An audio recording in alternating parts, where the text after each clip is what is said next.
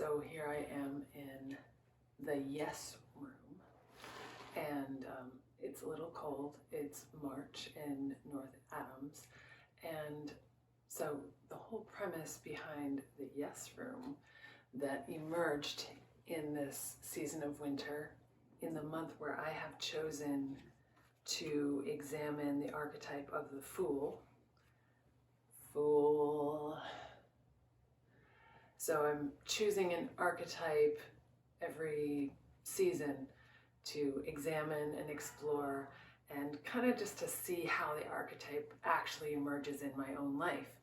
And so there is a backstory to the Yes Room, which involved a dream I had. And essentially the dream was that these really tall beings, it was one of those dreams that you wake up from and you're like, there was something particular about that dream. That wasn't just me kind of composting the events of the previous weeks and days. You know, there's different qualities to certain dreams. And this dream had that quality. And these very tall beings led me into this room. And actually it was, this was long before I moved to this house. It was a graffitied room, a room that was kind of falling down and abandoned. And there were 3 tall windows. This happens to be a Victorian house, so there are those tall windows. I'm just seeing these similarities. This dream I had 3 years ago. But the windows were completely boarded up, and graffitied on the windows with red spray paint was no, no, no across all the windows. And it was a little unnerving. Obviously, it was an unnerving scene, but these tall beings, they were kind of shining with light, and they had a good feeling. There was no harm or fear there for me. So I was like, okay. And then, you know, the dream went on, and it kind of ended with, there had been previous parts to the dream, but it kind of ended with that scene of being in this abandoned room and with these spray painted on the wood that was boarding up these tall windows. So I explored that dream and tried to dig into it for quite a couple sessions after I had it, because it had made such an impression on me. And what I came to essentially was that it was me who had spray painted. I asked the beings in a journey, you know, who did this, who boarded up these windows, who trashed this room, and who wrote no across these windows. And what I came to was that it was me. So what came out of that was this idea of building myself, or creating for myself, yes rooms, because I realized that this was just a metaphor of how I close off the windows in myself and say no on so many levels in my life on a daily basis. So around that time was the time that I was really beginning my journey into accepting art as a path I wanted to pursue as a professional path. That decision brought up a lot of questions of money and maturity and what professionalism is, and essentially shut me down. I could not find a way to connect with my art practice. Somehow a disconnect had opened up this gap between what I know art to be and why I was inspired to be an artist, and my practice, where yes, there was moments of joy and revelation. I'm not saying it was just years and hours groveling in hell realms, although there were hours groveling in hell realms. But I was having a really hard time bringing those two together on any sort of a regular basis. It was like sometimes the window would open and I'd turn to look at it, and then I would immediately board it up and say, no, no, no, no, no. So when I moved into this house in North Adams, the landlord, I'm on the 2nd floor in this old Victorian, I guess, house. And the landlord took me down the hallway. There's 2 apartments on the hallway of this house that's been split down the middle. And he opened this closet in the hallway that I'm sitting in right now and said, "Can you do something with this? I know you're an artist." And I thought, oh, okay, it was all graffitied with, Satan wants you and God hates you and all this stuff. And so I was like, okay, yes, I want to do something with this room. And what proceeded was my familiar war of, I came in here a few times and was like, this is going to be the yes room. This is going to be the room where I play with complete abandon. And I would come in, I came in a couple times and I would start to play, and then the no voices would come in. What are you doing? I posted a video on Instagram. My mom was like, are you going to get paid for that? Why are you doing that? The walls are falling down. They're not going to be there. You're not going to have any way to preserve that work. Who's going to see it? Just every question, every judgment about, does this make sense? Is this rational? So I grappled with that for a while. Anyway, as time has unfolded, my relationship with the fool on the hill, has started to become clearer. So I just want to talk about my experience of working in this room. So I had my experience where I was like, what a waste of time. I'm not going to do that. Forget it. And I gave myself permission, which felt like a good thing to do and was a good thing to do. I gave myself permission. You don't have to have this whole project and do this whole yes room thing. You don't have to do it. If it feels like a waste of time, don't do it. And then about 3 weeks later, I was like, oh, I want to go in there and I just want to play. I'm going to try again. My assignment to myself was to come in here and spend 20 minutes, at least 20 minutes, but if at 20 minutes nothing was happening that I enjoyed, then at 20 minutes I could leave. So, and I was going to cap it at an hour. So even if after an hour I'm loving it and I don't want to leave, maybe I just leave at an hour so that it doesn't become some sort of a marathon competition with myself. So I started to play. I started to fling paint around, literally. I mean, the place is trashed. There's nothing to lose. And the voices will start to come in. Why are you doing this? This is totally ugly. What are you doing? And I think the mistake that I've made is to think that there's either an experience of freedom or there's an experience of hell, and that they're just mutually exclusive. Whereas the reality, at least in my world, seems to be that the ego voice or the hell realm kind of like comes in, or these voices come in, and you have a choice in that moment to basically embrace them with love, and in which case they are actually movable and they open up and you find that you can work with them, or to resist them.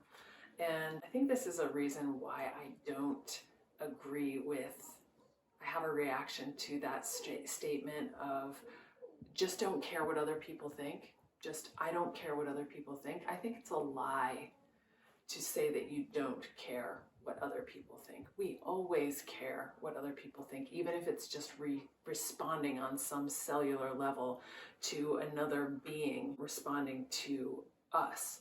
I don't think it's about learning to not care what other people think. I think it's about learning to feel your experience, which is of course what all the teachings and teachers say, learning to accept your experience and to welcome it, and then learning how to practice from within that. And when these feelings come in, everything, dread, despair, self-hatred, voices from the past, just notice them first.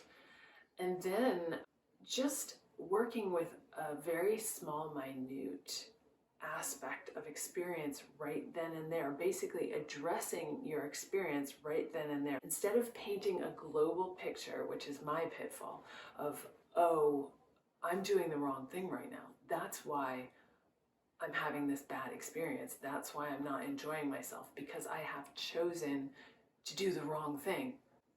blaming your external world or looking for a solution in the external world, instead of recognizing, okay, it's not these circumstances that are a problem.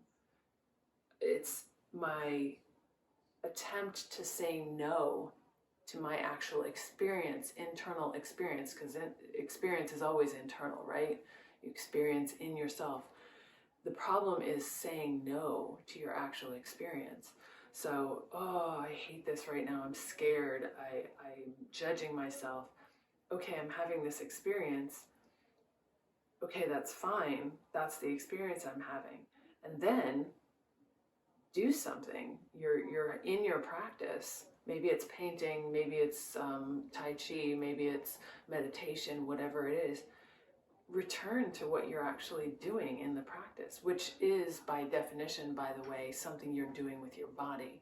Even, of course, in meditation, how does my posture feel? Am I relaxed? Where's the tension? Am I breathing?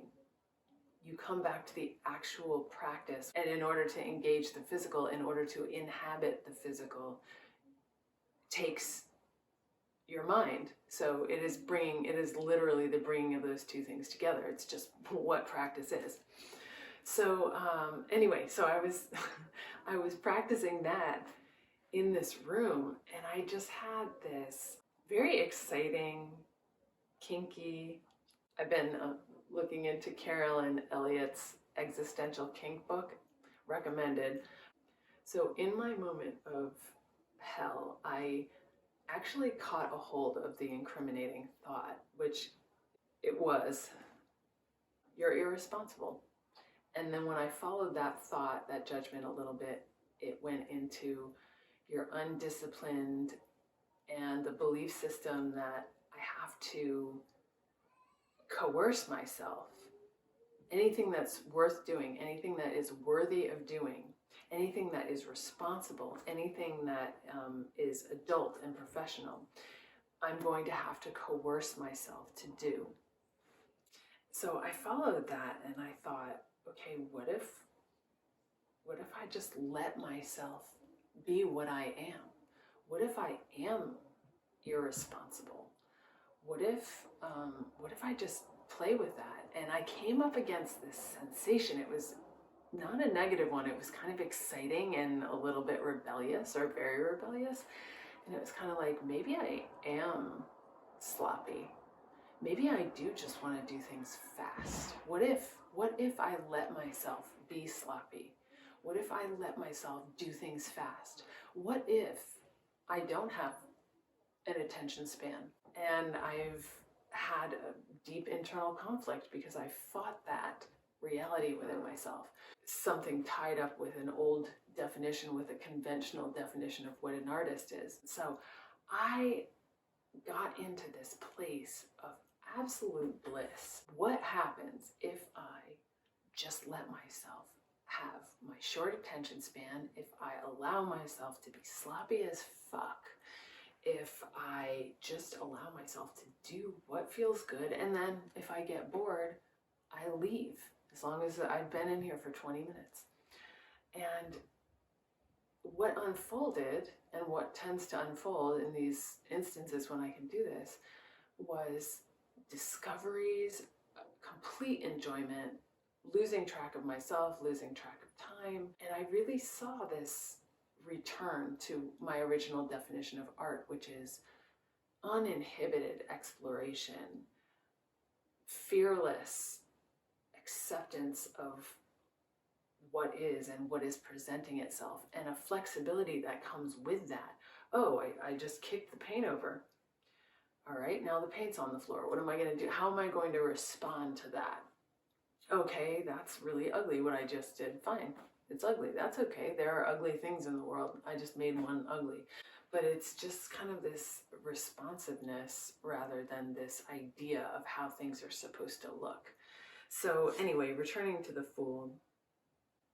In the classic image, the Fool is kind of dancing with the sack as she's about to take a step off this cliff. And that's what the sensation was, of I don't know actually what I'm capable of. I don't know what will come out of me if I really allow myself to be who I am.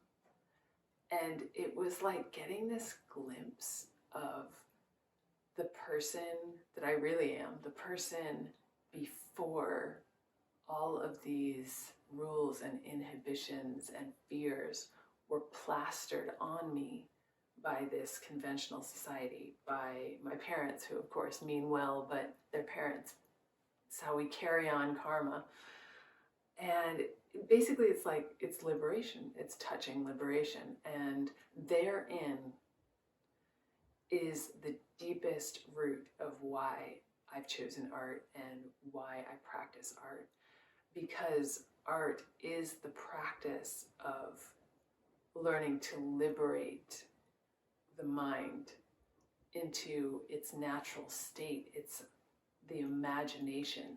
We imagine everything, but art is relearning how the imagination is the product of our choices, and those choices are either conscious or unconscious. But in a practice, the definition of a practice is the practice of bringing attention to more and more minutia of details of experience within that space of the practice. Whatever your practice is, that's bringing attention to the experience that's happening.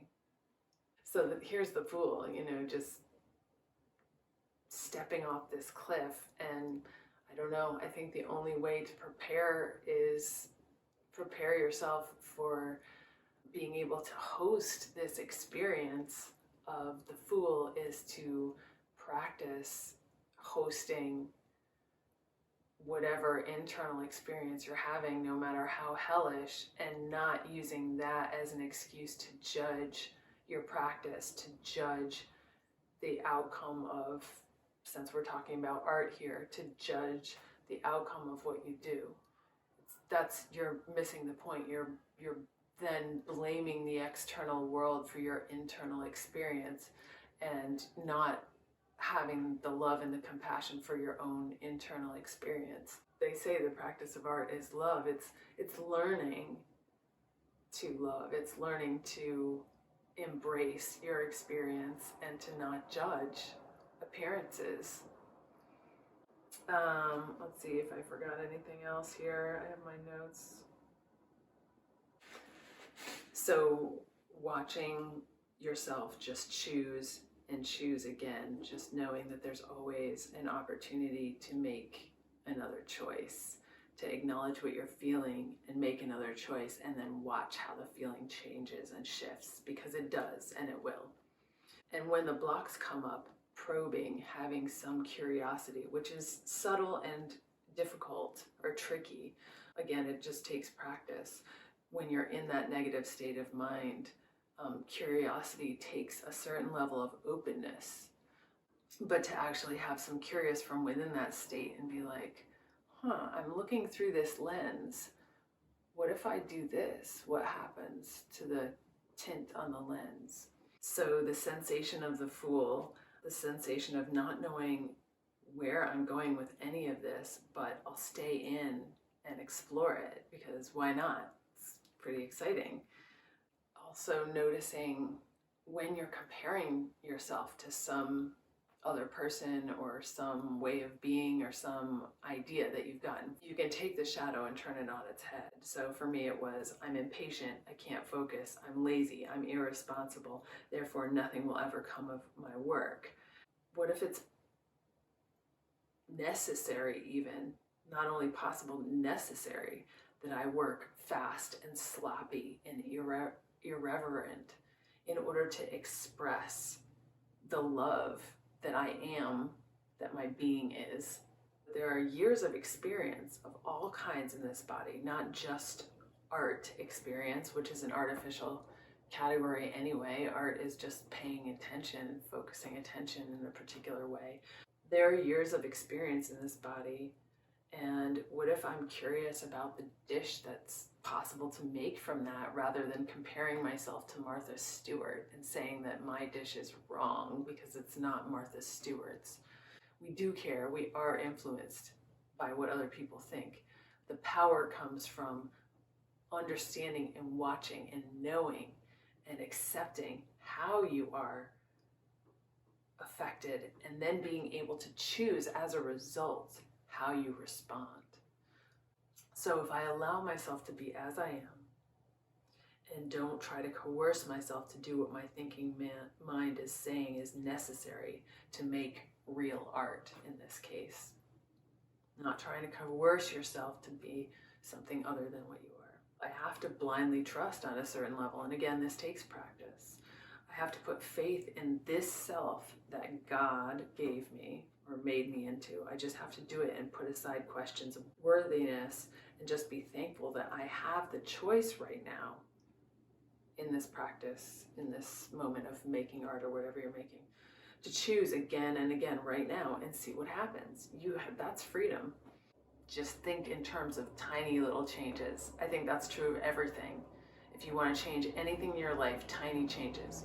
Why do you think diets never work? Because people try to superimpose some conceptual idea of how they are supposed to be on top of themselves. You can force it for a certain amount of time, but then as soon as you don't have the energy to force it, you just go zinging back to what you were doing before with no change. So changes on like the most minute, what's the smallest little shift that I can make in any given moment? A good question is, what if I actually just allow myself, just to see what happens? And just to conclude, nothing may well come of this. I think this is the noble truth of impermanence. We are going to die. We don't know what is going to happen after that, but we are going to die and we are going to fade away. So on a more personal level, it's kind of like the acceptance that nothing may come of this is really radical. You get to have this experience right now. That's what's real. What may come of it, you can't control it anyway. The only work that's really worth doing is work that you do with your entire heart, and that's selfless work.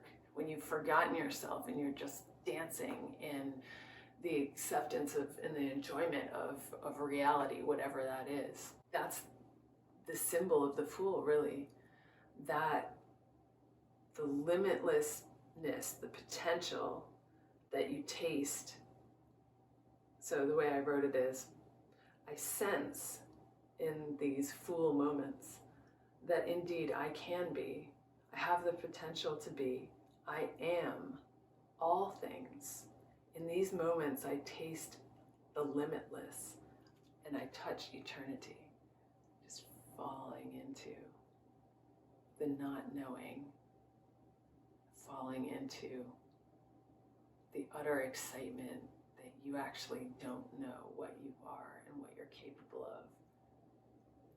So you can just step into that river and get little tastes of it, that you're beyond anything that you can even imagine.